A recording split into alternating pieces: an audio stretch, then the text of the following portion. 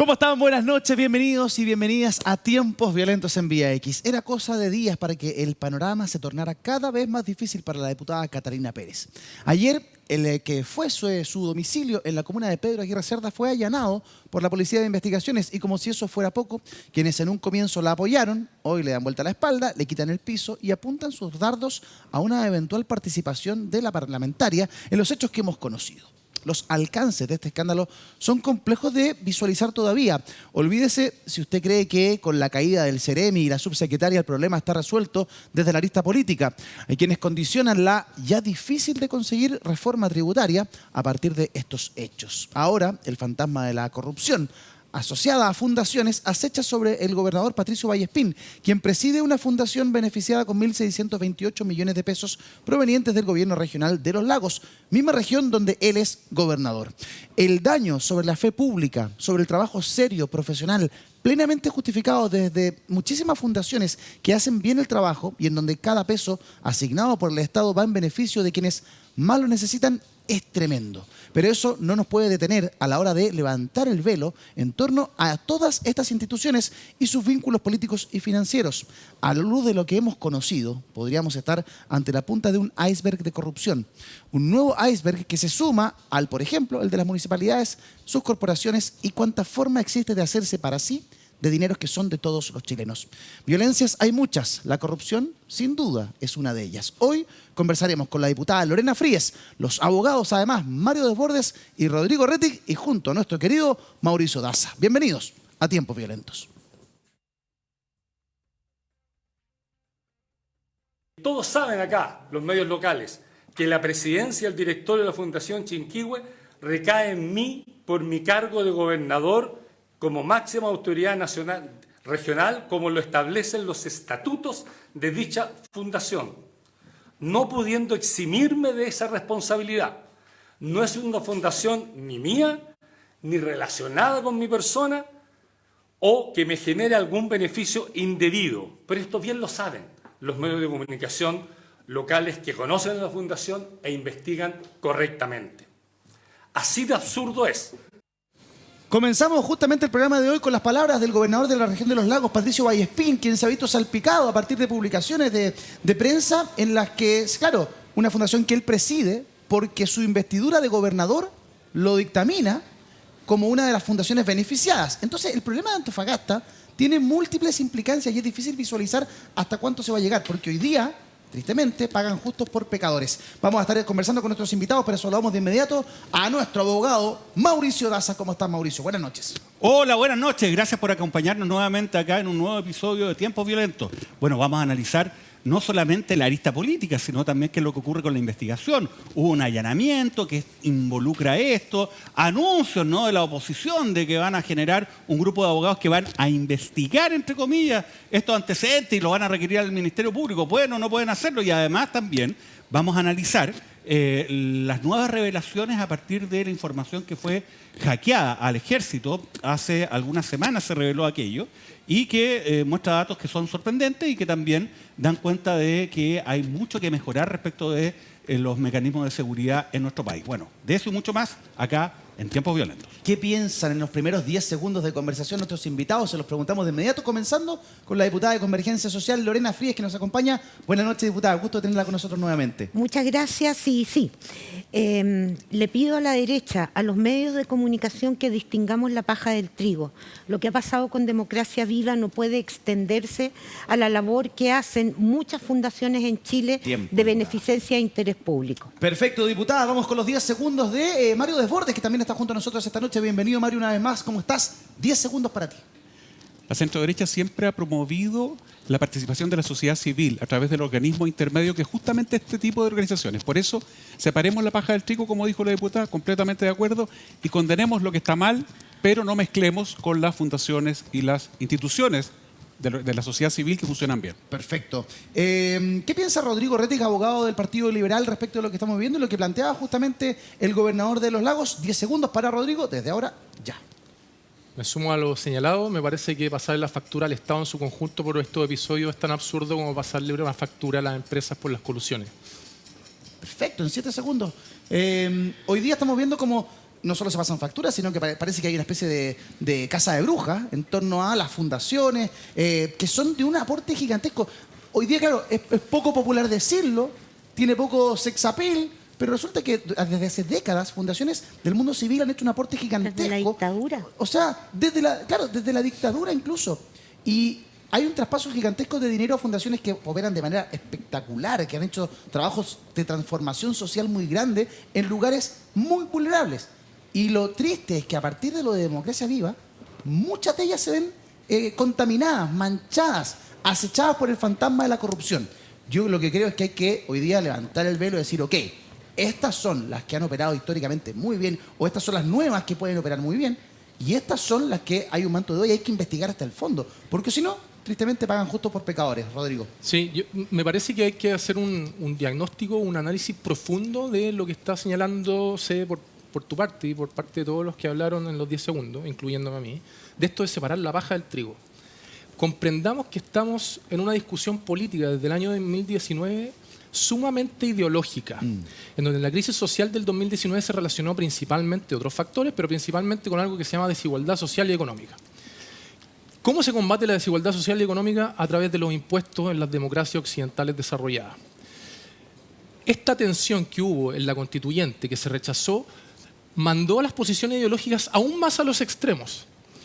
¿Cómo se relaciona este diagnóstico que estoy diciendo con esta discusión?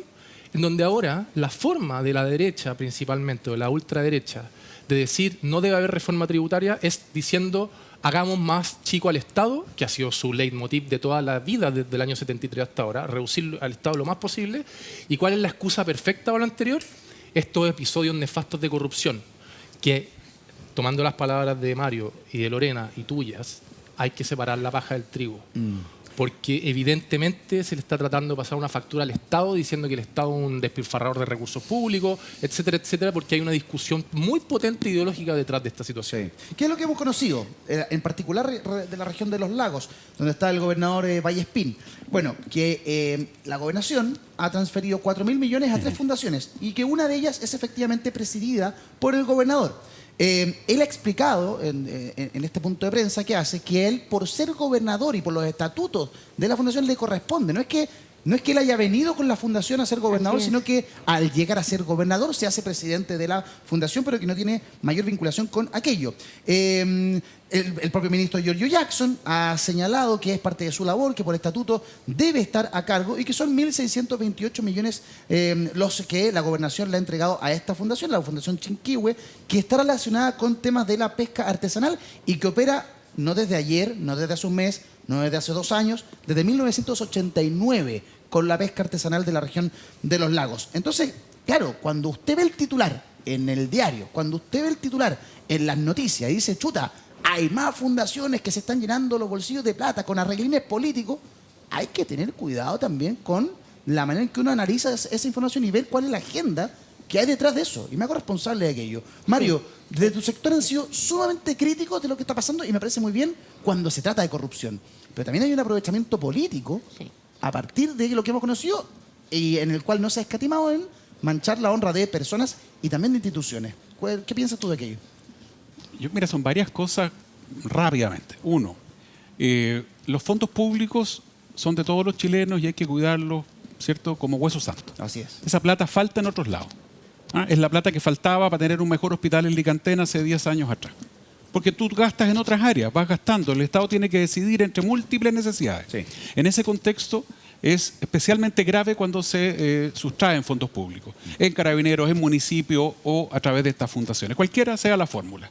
2, hemos tenido, y esto ha sido especialmente complicado ante la opinión pública, porque proviene de un grupo de personas que se autoerigieron como superiores morales, y lo dijo textual el ministro Jackson, y ese tipo de actitudes que además iban de la mano de constantemente condenar lo que había pasado en los 30 años de la concertación, ni siquiera los gobiernos de Piñera, hacía que levantaron una propuesta y se transformaron en alternativa porque constantemente estuvieron demoliendo, literalmente, demoliendo, no criticando, demoliendo la política, acusándola de corrupta, acusándola de sucia, etcétera, etcétera, etcétera. Lo mismo está haciendo otro extremo hoy día, que es en la extrema derecha. Ambos grupos no están exentos de esta posibilidad.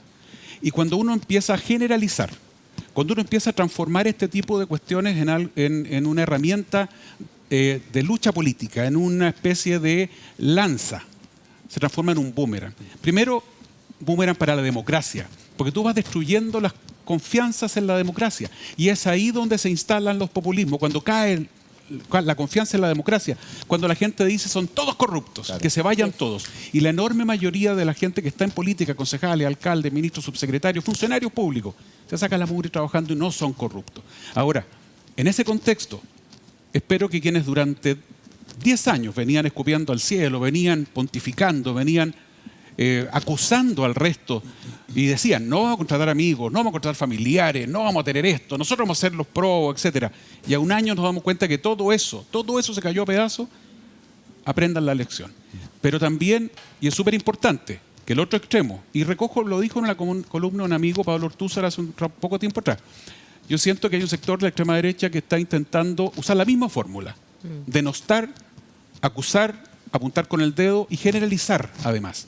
Es súper peligroso eso, sí. Y por lo tanto, en este caso, aquí hay corrupción, en mi opinión, ya es evidente. El hecho de que haya habido un funcionario de gobierno pagado por la fundación que recibía fondos de su propia repartición, eso ya no cabe en la menor duda de que es corrupción, debe ser sancionado, condenado hasta donde llegue este caso de corrupción, igual que todos los demás casos de corrupción que haya en el mundo público y privado. Sí, diputada, me gustaría escuchar su reflexión. ¿Se aprendió la lección respecto de lo que planteaba Mario de haberse erigido como los principales oferentes de probidad de cara a la ciudadanía? Yo creo que ha sido una semana muy dura para el Frente Amplio. Claramente era algo que no estaba dentro de esta impugnación que se viene haciendo hace muchos años a las formas de hacer política anteriores a este gobierno, y por lo tanto sí, efectivamente uno no debe escupir al cielo porque te cae encima. Creo que es lo primero. Dicho esto, también hay que decir que la corrupción no tiene fronteras y no las ha tenido ni antes ni ahora. Por lo tanto, lo importante es detectar, investigar, sancionar, perseguir todo el tipo de responsabilidades y seguir creciendo en este proceso político, digamos, para las nuevas fuerzas políticas, sí, que vamos a sacar lecciones de esto. Dicho eso, quiero reforzar lo que dice Mario. Yo creo que aquí hay un sector de la derecha que está construyendo enemigos internos permanentemente. Desde la migración, una ultraizquierda que no existe, ahora supuestamente, digamos, esta nueva izquierda, todos corruptos, las ONGs, las fundaciones, y esa lo único que va a hacer es destrozar la democracia que con tanto esfuerzo los que estamos más viejos y viejas hemos construido desde el 90 en adelante. Quiero escuchar a Mauricio Daza su opinión, su mirada respecto a lo que está pasando, lo que estamos viendo, cómo logramos separar la paja del trigo, pero quiero mostrarles a ustedes que nos están viendo en su casa el organigrama de esta fundación para que comprendan un poco cómo es la operatividad. ¿Quiénes conforman esta fundación Chinquihue de la región de los lagos? Fundación Chinquihue cuenta con un directorio compuesto por los siguientes miembros, quienes dirigen la institución y administran sus bienes. Y aquí podríamos hacer una línea de tiempo cronológica desde el 90 hacia adelante y cambiarían las caras, pero los cargos, ¿cierto?, serían los mismos, porque por estatuto de la fundación son quienes ostentan estos cargos. El presidente es Patricio Vallespín, gobernador regional. El vicepresidente es el Seremi de Economía, Luis Cárdenas. La secretaria es Gloria González, jefa de división de Fomento e Industria. Y la tesorera de la fundación es Angélica, no lo alcanzo a leer bien, Teuquil, que es la representante de los pescadores artesanales. Hay que decir que esta fundación hace un trabajo muy profundo, muy serio, con la pesca artesanal, en particular en programas de desarrollo de la pesca artesanal, regularización de caletas y de apoyo a pescadoras artesanales. Regularización de caletas. Imagínese usted lo que sería de ese sector del país si aparecieran constantemente caletas irregulares, ilegales, sin permisos de salud, sin nada de aquello. Por eso son relevantes este tipo de fundaciones. Y cuando se desliza, se estipula que aquí hay arreglines políticos en torno a cierto tipo de fundaciones, la verdad es que uno está jugando con la democracia. Mauricio Daza, ¿qué ves tú de todo esto que estamos conversando? Bueno, esto se vincula, ¿no?, a lo que ha sido la degradación del debate público que uno ha podido observar durante los últimos años y que se ha ido acrecentando. Ahora, el tema es que esa degradación del debate público, que es básicamente una de sus principales expresiones, transformar todo en algo binario, bueno o malo, ¿no?, le da ganancias políticas a los sectores que son más extremos. ¿Por qué? Porque es fácil de entender, polariza y las personas que están de alguna manera levantando este debate se colocan ellos mismos en la posición, entre comillas, correcta, ¿no? Y eso es lo que hacen los extremos de la política, ¿no? Y eso es válido para la derecha y la izquierda. Ahora, el punto es que ¿hasta qué medida estos sectores están dispuestos en este momento a degradar el debate político? Cuando se está señalando que, por ejemplo, de nuevo, las fundaciones o corporaciones estarían dentro de lo malo, ¿no?, para los efectos de enfatizar lo que es la crisis que con justificación se ha dado en el sector gobernante, ¿no?, en el Frente Amplio, específicamente a partir de la situación de Revolución Democrática. El punto es que, fíjense, quienes están cuestionando el tema de las fundaciones, de las corporaciones, y que reciban dineros del Estado para los efectos de poder gestionar materias de interés público, es un sector de ultraderecha que está paralelamente afirmando y defendiendo el denominado modelo del Estado subsidiario, que es algo que se instauró, ¿no?, a partir de la Constitución de 1980. ¿Y qué es lo que significa el Estado subsidiario? Significa que, básicamente, la gestión del interés público tiene que estar radicada de manera preferente en los organismos intermedios. ¿Cuáles son los organismos intermedios? Los organismos donde la sociedad civil se va organizando, ¿no? Y la propia sociedad civil va gestionando, ¿no?, aquellas materias de interés público que le son atingentes, que le competen y que son cercanos a ellos. Se supone que ese es un modelo mejor, que sea un Estado centralizado el que realice esa labor, ¿no? Y este es el pilar del Estado subsidiario. Y una expresión concreta de aquello es que el Estado le entregue a estos organismos privados, corporaciones sin fines de lucro, fundaciones sin fines de lucro, dineros para que realicen esa labor. Y eso es lo que están incluso cuestionando ahora, ¿no? De hecho, lo que decía Mario Desbordes, hay una nota en el Mercurio que con escándalo decía, y la leo, dice, 479 millones en 15 meses, las transferencias del gobierno de Boric a fundaciones y similares. Obviamente usted lee esta cuestión y dice, oiga, ¿sabe qué? Esto es un escándalo, 479 millones de dólares en 15 meses. ¿Le cuento algo? Esto es absolutamente normal. Ha ocurrido en todas las administraciones porque es parte del modelo que nosotros estamos, digamos, viviendo, ¿no? Ahora, más allá de los cuestionamientos o no que existan a este Estado subsidiario, hay que decir que el Estado subsidiario en cualquier evento no concibe el traspaso de plata para que se las roben o se apliquen a un destino distinto al interés público. Desde ya, ¿no? O sea, el Estado subsidiario no involucra corrupción, ¿no?, dentro de su diseño. Entonces, esa perspectiva, ¿qué es lo que uno esperaría? Lo que uno esperaría es que esas voces que critiquen sean más responsables, no hagan una pesca de arrastre, ¿no?, respecto de esta materia y vayan señalando lo que corresponde. Más transparencia, más fiscalización en el uso de los recursos en un contexto donde hay muchas fundaciones y corporaciones que realizan esta labor de manera adecuada. Punto y aparte, me permito referirme acerca de la denuncia en contra del gobernador Vallespín, que creo que es absolutamente irresponsable. ¿Y por qué lo digo? Porque hay muchas instituciones sin fines de lucro que, como se ha señalado por sus estatutos, deben estar presididas por quien ejerza un cargo. Entonces, meter todo genera una confusión, insisto. Lo que hace es dañar las instituciones tal como se ha dicho acá, entonces se requiere un poquito más de responsabilidad, sobre todo respecto de los que hoy día están en una posición política que es bastante expectante, ¿no?, y trascendente a partir de polarizar el discurso público. Sí. Yo en tiempos como estos en que uno ve las cifras, ve los reportajes, ve la información que aparece, yo digo, viva la transparencia. Lo que decía Mauricio, lo que publicaba el Mercurio, 479 millones en 15 meses son las transferencias del gobierno del presidente Boric a fundaciones y similares. Pero en los primeros 15 meses del gobierno del presidente Sebastián Piñera se transfirieron 319 millones de dólares. Y mientras que en el gobierno de la presidenta Bachelet se hicieron aportes por 186 millones de dólares en el mismo periodo. Esto está regulado en la ley a través de la Dirección de Presupuesto. Entonces, es algo que es, como decía Mauricio, completamente normal pero que hoy día, a la luz del escándalo de corrupción del norte, se ve todo saturado, se ve todo manchado y es muy difícil, es como separar el agua y el aceite. Se hace muy complejo y finalmente alguien termina llevando agua para su molino respecto a una situación de corrupción puntual que hay que investigar si es que se replica en otras partes, diputada. No, yo quería decir, yo vengo de ese mundo, del mundo de las organizaciones no gubernamentales. He llevado la mayoría de mi carrera allí, en una corporación que promueve los derechos de las mujeres, y quiero decir también que no ha sido nunca fácil la relación entre las fundaciones y las corporaciones sin fines de lucro con el Estado. Por ejemplo, y solo para dar un ejemplo, hay que rendir cada peso.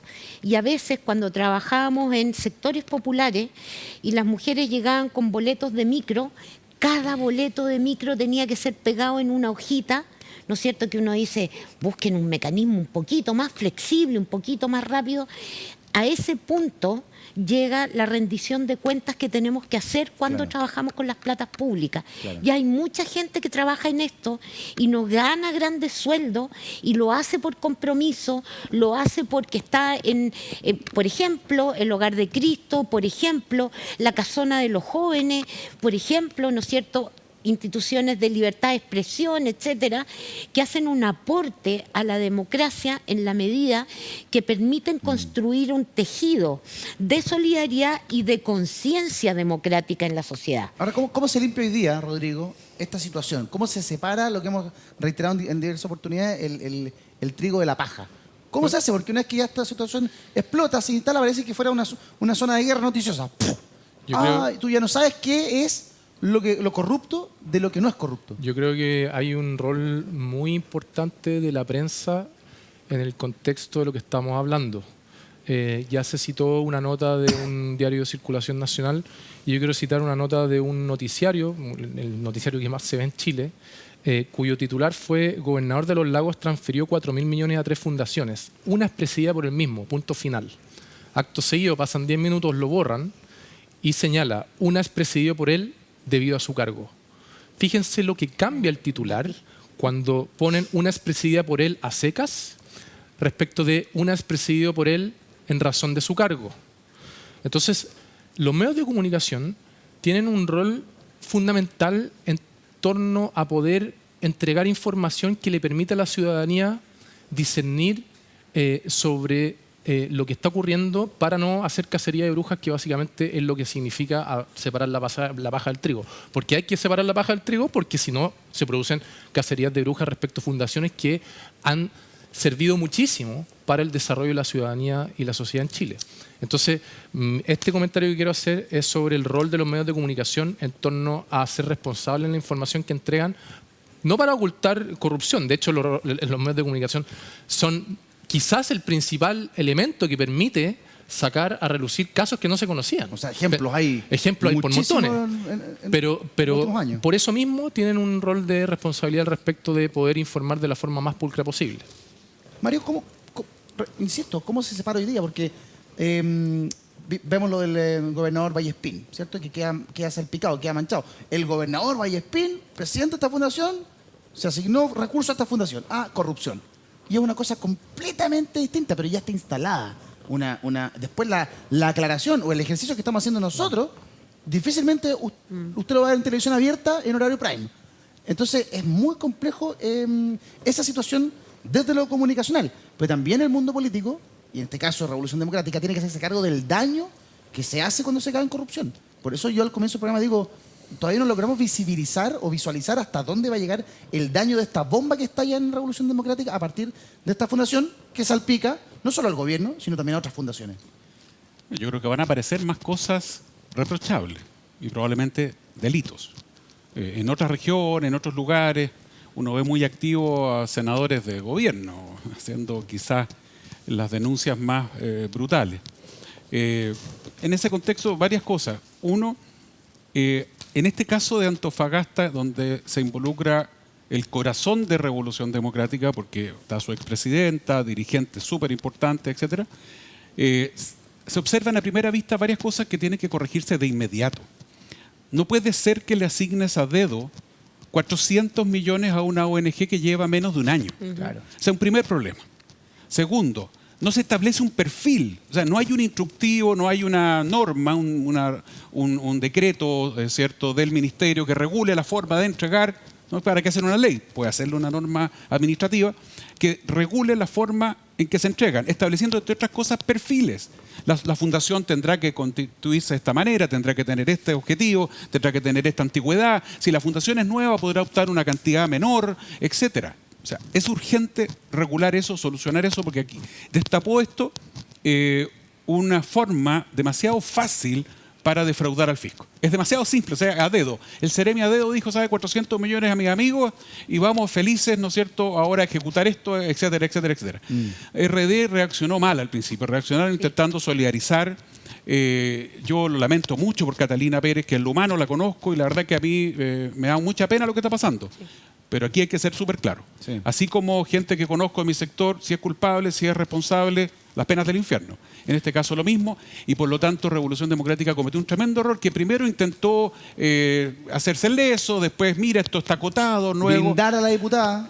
Claro, y luego incluso el senador Latorre intentar salpicar al ministro de Vivienda. O sea, sí, claro, ya ese nivel de cuchillos es inaceptable. Ahora, dos cositas rápido. Una, yo quiero denunciar una campaña de bots, pero también de personas de derecha más extrema que quieren sacar provecho de esto y están insinuando que hubiera algún acuerdo entre la derecha y el gobierno y que nosotros no hemos hecho nada. Yo le quiero decir a los telespectadores que Renovación Nacional, la UDI y Evópolis hemos recurrido a la Contraloría por este y otros casos, ahora ya, en lo inmediato. Hemos presentado querellas. Hemos solicitado una comisión investigadora, que creo que es la solución también, se lo recomendé inmediatamente al jefe de bancada. Una comisión investigadora en el Congreso. Si esa es la pega en fiscalizar más importante que puede tener un parlamentario. Yo fui presidente de comisión investigadora. Entonces, estamos fiscalizando, estamos encima. Lo que no vamos a hacer es un show. Y por lo tanto, el responsable tiene que caer. Y yo no voy a culpar a Vallespín, que como abogado, en la mirada simple de lo que veo, no tiene nada que ver con lo que pasa en Antofagasta. Yo solidarizo con el gobernador regional. Tú dices que hay una campaña de desprestigio en redes sociales. Hay una campaña de redes sociales. Sí, las granjas están a todo dar ahí funcionando, intentando instalar la idea de que somos nosotros los únicos limpios. No aluden a ningún partido. Yo espero que José Antonio... ¿De dónde nace esta campaña? ¿Del Partido Republicano? José Antonio Kast con todas sus letras a que salga a desmentir esto, se cruce en esta campaña, porque la gente que la está haciendo lo alude a él y alude a su partido. Quiero pensar que no es él ni es su partido. Y esto hay que dejarlo claro ahora ya, porque la centroderecha sí está haciendo la pega a fiscalizar, sí estamos como corresponde, con los dientes, ¿cierto?, afuera, mostrando la cara más dura que podemos poner ante la corrupción, sea de donde sea.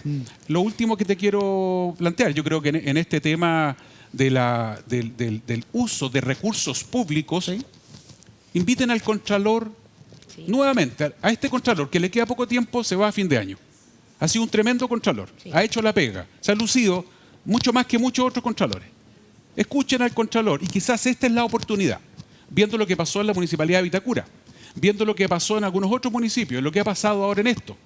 Corporaciones, fundaciones son muchas, ¿sabes? Está el INACH, el Instituto Antártico, están los bomberos. Y hemos visto escándalos de los bomberos, hemos visto escándalos, pero siempre acotados.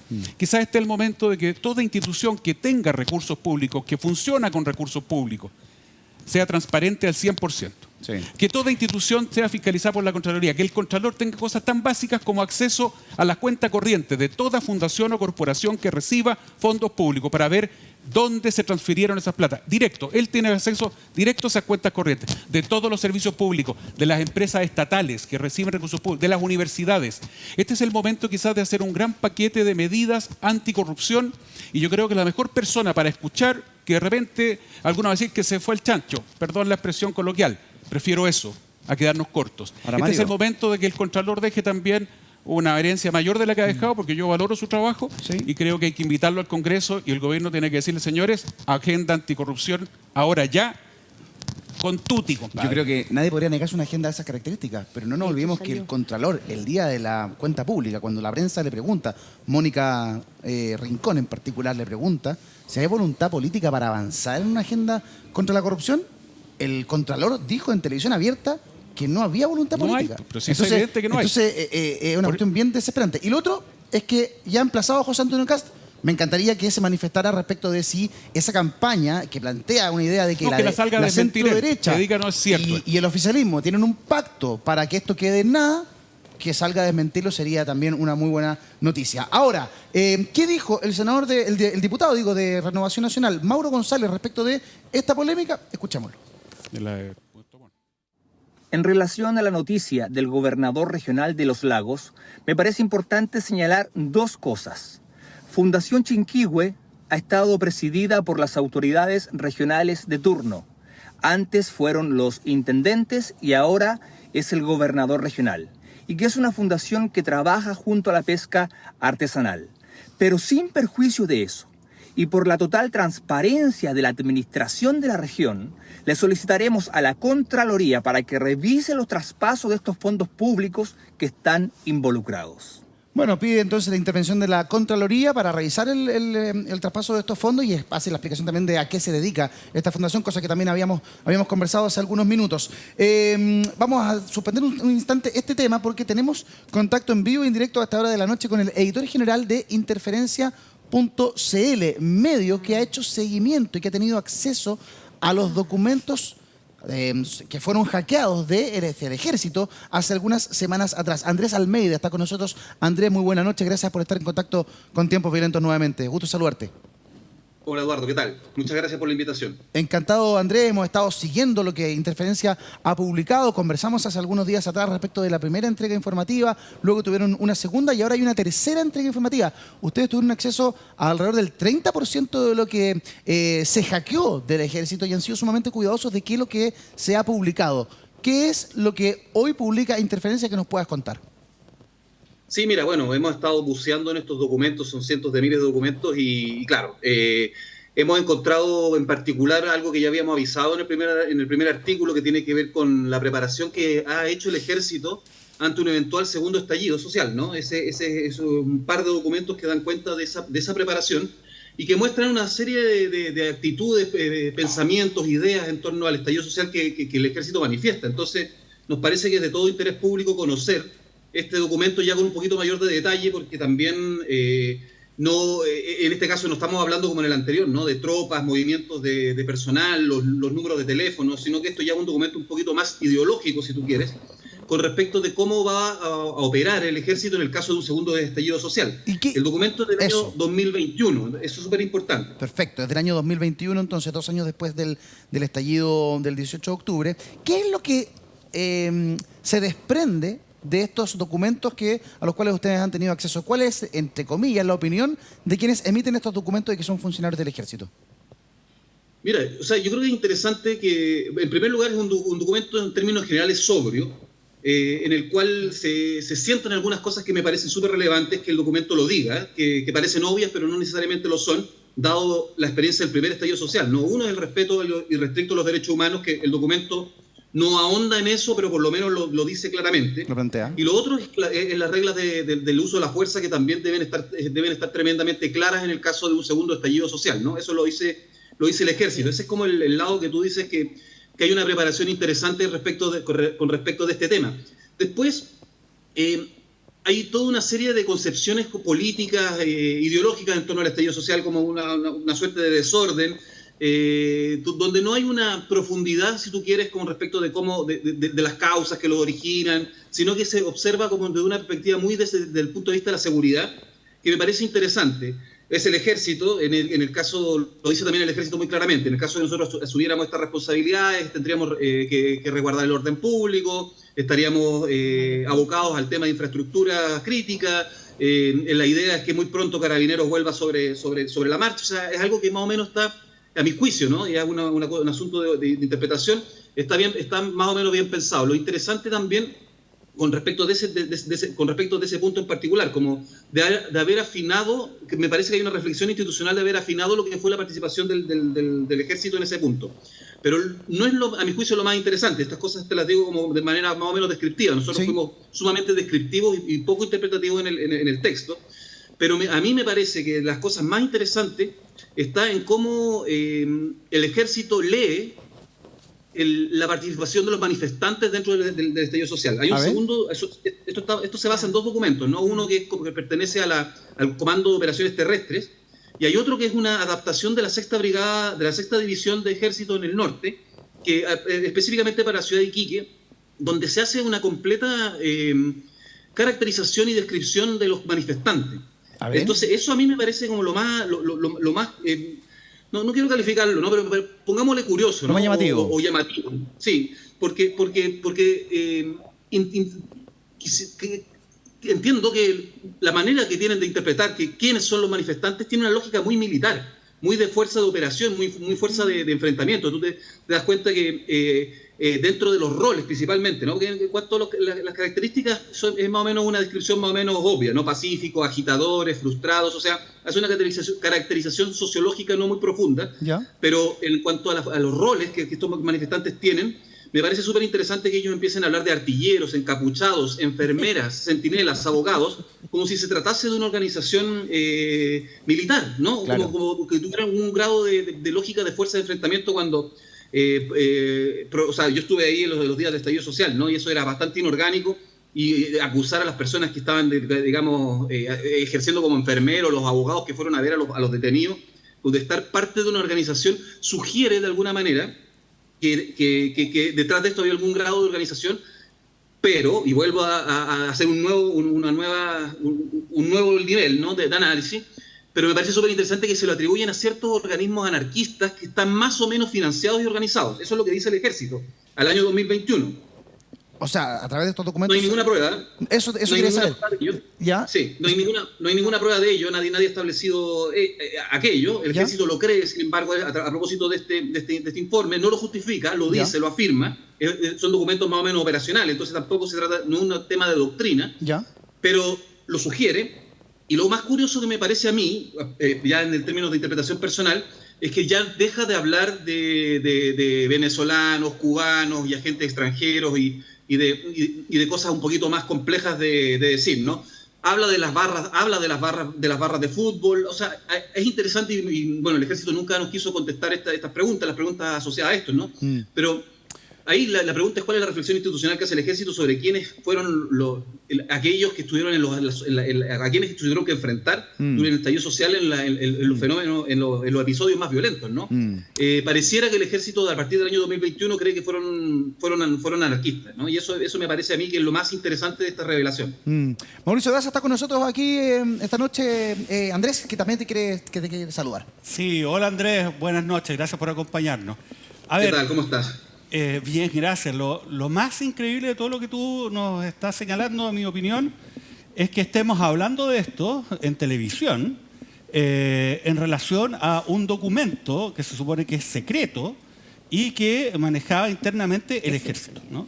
Y ahí retrocedo un poco a lo que es este hackeo, que probablemente ha sido el evento que ha atentado en contra de la seguridad nacional más relevante de los últimos años de los que se ha tenido conocimiento. Porque acá, tal como tú lo señalaste, está en la dark web disponible antecedentes con nombres, direcciones, familiares de personal del Ejército, detalles sobre instalaciones militares, destino de tropas y además de armamento en distintos lugares, planes de reacción en escenarios hipotéticos que tiene el Ejército para conflictos eventuales, hipotéticos, en la zona sur y en la zona norte de nuestro país. Y todo esto está, digamos, a disposición de quienes puedan meterse a la dark web, que obviamente también van a ser países a quienes les pueda interesar este tipo de información y que sin duda ya la tienen. Ahora, en este organizaciones criminales, en el caso de la frontera norte, lo más grave del juicio es el tema de las organizaciones criminales que trafican personas, drogas, armas, ¿no? Tú lo has dicho, porque no solamente son potencias extranjeras, sino también, yo diría que el mayor riesgo que tenemos, más que un conflicto armado con algún país vecino, tiene que ver precisamente con las organizaciones criminales que se dedican a esas actividades. Ya, en este contexto de gravedad, la primera pregunta, un poco larga, pero la hago igual. ¿Hay alguna reacción del Ejército? ¿Han dicho algo al respecto? Lo único que han informado muy escuetamente es que se va a reunir nuevamente el Comité de Ciberseguridad, que está compuesto por varios oficiales de cada una de las ramas y gente del Estado Mayor Conjunto. No sabemos el resultado de esa reunión. Supuestamente iba a ser las próximas 48 horas. Nos dijeron esto el jueves. Debió haber pasado entre viernes y fin de semana. Me imagino que habrá sucedido. No nos han confirmado qué es lo que hay detrás de esa reunión. Y lo otro es que el Comité de Seguridad de la Cámara también va a llamar al Ejército para preguntarle justamente lo que tu inquietudes. Eso es toda la reacción institucional que ha habido con respecto a este caso, que salió justo en una semana muy noticiosa, ¿no? Teníamos justo lo de la Fundación Democracia Viva, teníamos lo de la Comisión de Desinformación, hay una serie de elementos noticiosos, pero nosotros entendimos que teníamos que meternos rápido a pesar de eso, y porque el hackeo había sido muy reciente y necesitábamos saber el volumen y el nivel de gravedad de los documentos filtrados. Además, no te olvides que este 30% que accedimos nosotros no podemos saber qué tipo de informaciones responde el otro 70%. Claro. A lo mejor los hackers soltaron información que no es la más relevante, no es la más clasificada, y nosotros solamente estamos recogiendo cosas que son de segunda Andrés, calidad, por decirlo así. Pero ojo, que lo que ya es segunda calidad es muy grave. Eso es muy importante. Este 30% es un 30% residual, por lo que entiendo de tus palabras, y el 70% más sensible o importante habría sido vendido en la famosa Deep Web, ¿no? Sí. Sí, no sabemos si el 70% es información más importante, pero es justo preguntárselo, ¿no? Nos encantaría. Lo único que lo puede decir eso es el Ejército.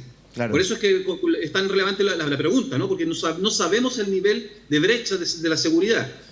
Podemos suponer que la información del 70% que se vendió a mejor postor puede ser información un poco más relevante, pero no lo sabemos. A lo mejor simplemente dividieron la información matemáticamente en una proporción y dijeron, claro, chao, es posible también. Lo desconocemos, pero lo que sí es que el Ejército lo sabe. Una última, antes de despedirnos, Andrés, por lo que tú has podido reportear en torno a hackeo y a manejo de información, en general pasa que quien compra la información es el mismo afectado. O sea, podría ser que el Ejército haya tratado de recuperar vía algún pago a este hackeo la información más sensible de la cual fue víctima, ¿o no? Espero que sí, es un poco hacerle el juego a los delincuentes y a los criminales, pero la verdad es que espero que sí, porque la información es muy sensible, es muy grave, y uno quisiera creer que no está en manos de potencia extranjera ni de organizaciones criminales. Entonces, y sabemos que alguien lo compró. Claro. Entonces, yo, en mi posición de civil, ¿no? y desde una perspectiva de periodista, esperaría que esa información no estuviera en manos criminales. Así que, Andrés, ojalá, pero como te digo, el Ejército jamás va a dar a conocer si que lo compró o no, eso lo encuentro razonable hasta cierto punto, pero lo que sí sería importante que el Ejército se refiriera a la gravedad, o si no en el Ejército, el Ministerio de Defensa, porque también ha pasado muy piola, digamos, coloquialmente, el Poder Civil y la ANI también, ¿no? La Agencia Nacional de Información de Inteligencia, debiera también tener algún tipo de opinión con respecto de la gravedad de lo que enfrentamos. Andrés Almeida, editor general de Interferencia.cl, los quiero invitar también a que, si quieren apoyar a un medio independiente como Interferencia, lo hagan a través de la propia página web de ustedes, ¿no, Andrés? Sí, tenemos una página especial de suscripciones en el mismo sitio, en interferencia.cl, y bueno, nosotros tenemos un sistema de suscripción que nos permite la independencia, ¿no? Porque con esta suscripción que te permite full acceso a todos los contenidos, newsletter, sorteo, tú vas aportando 3.000 pesos mensuales, lo cual, sumado a los miles de lectores que tenemos, permiten tener una redacción robusta que pueda dedicarse profesionalmente a este tipo de cosas, porque esto parece, digamos, esto es una labor cotidiana de varios, 3, 4 periodistas, varias horas, investigando, leyendo, corroborando, informando. Entonces, es un trabajo profesional y se necesita financiar, y nosotros esta es la manera que tenemos para hacer ese financiamiento. Impecable. Un abrazo grande a todo el equipo de Interferencia. Gracias por el contacto, Andrés. Buenas noches. Bueno, encantado y muchas gracias a ti. Nos vemos, que estés bien. Chao. A esta hora de la noche, opiniones respecto a lo que hemos conversado. Mario Desbordes, usted fue ministro de Defensa. En ese periodo, en el del documento. Sí. Varias cosas, ojalá lo más rápido. Uno, desde la guerra de Ucrania-Rusia se han intensificado los ataques de hackers, principalmente rusos, que roban y cobran rescate. Roban las fichas médicas de un hospital en Italia, el hospital no tenía plata para pagar y expusieron las fotos de las personas en sus exámenes, etcétera. Y también intentan, y a veces logran, robar información más sensible en temas de seguridad. 2, te compres los fierros que te compres, tengas los cortafuegos que tengas, el problema está siempre, en estos casos, en la persona. Si la persona tiene su clave 1, 2, 3, 4, es muy vulnerable. se terminó el cortafuego, se terminó el antivirus, se terminó el último de los fierros más sensibles del mundo. Este tema tiene que ser investigado, tiene que haber responsabilidades administrativas, sanciones. He escuchado a algunos parlamentarios pedir la salida de la ministra Maya Fernández y de verdad que es ridículo. La ministra Fernández ha hecho un muy buen trabajo, yo soy de oposición a este gobierno, pero valoro el trabajo que está haciendo Maya Fernández. Así que despejemos eso desde ya. 2, o 3 o 4. Se ha hecho cuestión respecto a algunos documentos. Se espiaba a un general peruano, dice una nota de la radio Bio Bio. No es que se haya espiado, con fuentes abiertas. La inteligencia recaba información 90% de fuentes abiertas. Con fuentes abiertas se le hizo un perfil al general peruano. ¿Perdón, qué es una fuente abierta? Los diarios, la radio, Perfecto. el Twitter, toda la información que circula abiertamente, que tú no tienes que espiar a alguien para obtenerla. Perfecto. ¿Cierto? Entonces, cuando yo soy ministro de Defensa y asume una autoridad X en el área, en un país vecino, yo le pido al ejército y le pido también al conjunto, tráigame el perfil de este caballero. Quiero saber quién es. Claro. Cuando voy a hablar con un ministro de Defensa del vecino, antes de hablar con él pido el perfil profesional, técnico y humano también. Quiero saber con quién interactúa. Uno tiene que preparar muy bien la evaluación que hace del entorno y además la conversación que hace con ellos.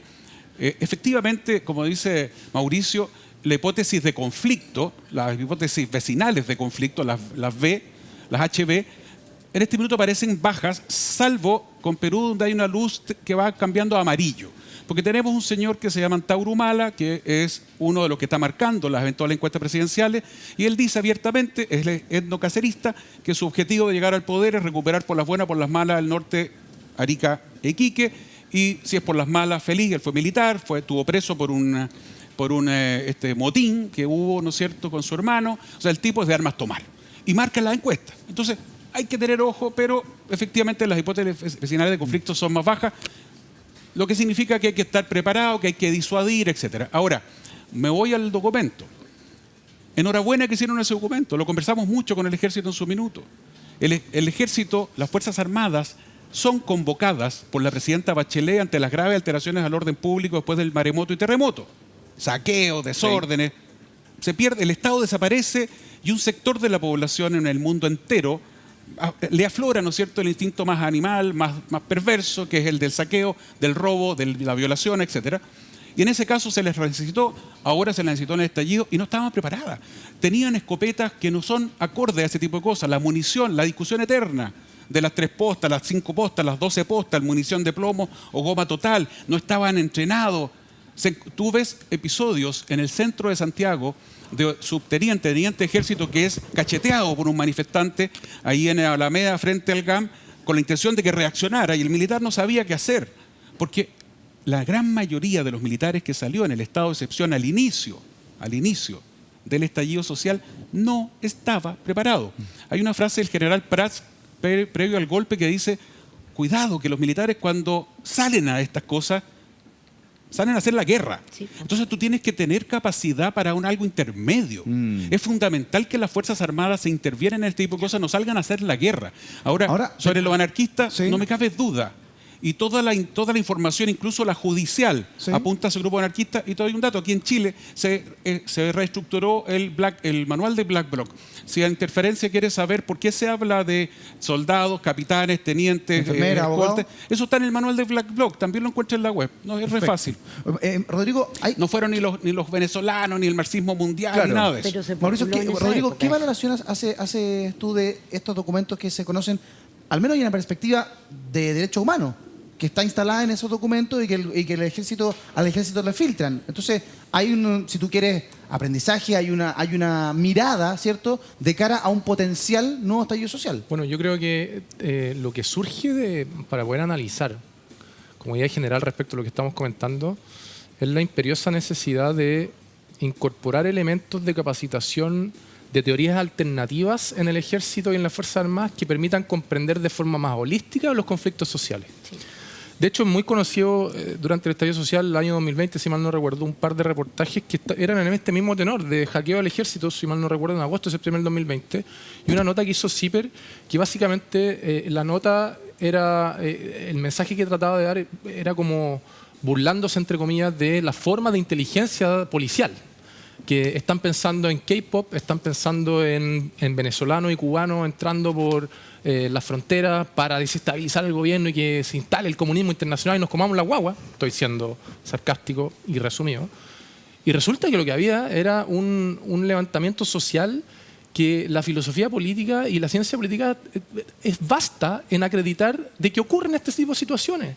Desde la Revolución Francesa, pasando la Euromaidán en Ucrania en el año 2012, pasando por la Marcha de París del año 69, el mismo derrocamiento del muro de Berlín en el año 89. El derrocamiento del comunismo viene precedido por manifestaciones de ciudadanos alemanes que hicieron desmanes. Entonces, si las Fuerzas Armadas de Chile no logran comprender que hay ocasiones en que la ciudadanía efectivamente que está cansada, que está vulnerada, que puede manifestarse de estas características y no necesariamente implica códigos rojos militares, van a estar siempre pensando en un enemigo interno con código, como decía Mario, a título de enemigo que hay que derrotar y matarlo, y eso es lo peor que puede pasar. ¿Coincide, diputada? Coincido primero respecto del tema del hackeo. Yo creo que esa información está en subasta, obliga, estamos trabajando en eso, ya pasó por el primer trámite constitucional la ley de ciberseguridad, que lo que pretende es generar institucionalidad y cerrar las brechas que existen en todo el aparato del Estado. Me parece importante. Segundo, ley de inteligencia. Ya vimos que Carabineros en su momento demostró que no tenía inteligencia o buena inteligencia y nada tienen que hacer las Fuerzas Armadas haciendo inteligencia respecto de asuntos internos. Por lo tanto, ahí hay que ordenar un poquito más el asunto y dentro de una óptica democrática. Tercero, también creo, hay procesos... Mire, si esto hubiera sido organizado, y yo creo que esa fue la tesis equivocada que tuvimos en la izquierda. La izquierda creímos que el estallido social era más que una revuelta, y no era inorgánica, eran expresiones individuales de hastío, frustración, rabia que llevaron a desmanes. Y eso se leyó mal, tan mal se leyó que perdimos el proceso constitucional. Por lo tanto, aquí hay cuestiones que no necesariamente siempre obedecen a una organicidad y a un proyecto estratégico de demoler instituciones y generar el caos. Sí, buen punto de vista. Hacemos una pausa breve, regresamos de inmediato con más tiempo. Está entretenida la conversación, está interesante la conversación esta noche en las pantallas de VIX. Ya regresamos.